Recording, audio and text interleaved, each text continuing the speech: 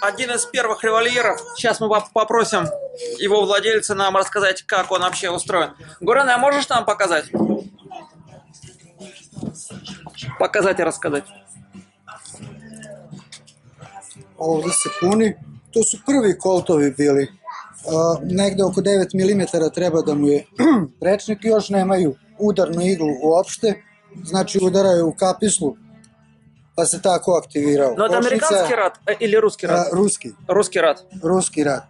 Samo da vidim sa koje strane. Ovde imaš pečat ako možeš da ga...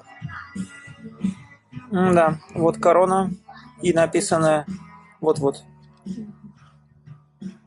Da se zoomira, ne znam koliko. Да, да, да. Mislim da treba i ovde da bude. Mada meni to ne liči na ruski. Ruski je proizvođač bio, to je sigurno, jer znam kako je došao u Novi Sad.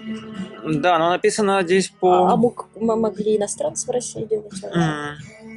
Ну, написано по-французски. Но это...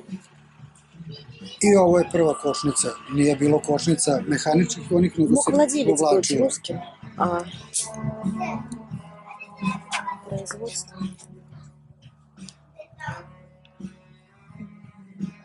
Ну вот у меня ощущение от этого револьвера очень хорошее.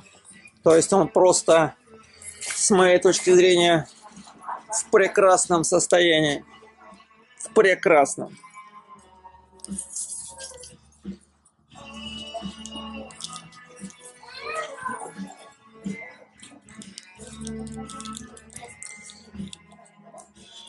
Как будто немножко мелковат для руки.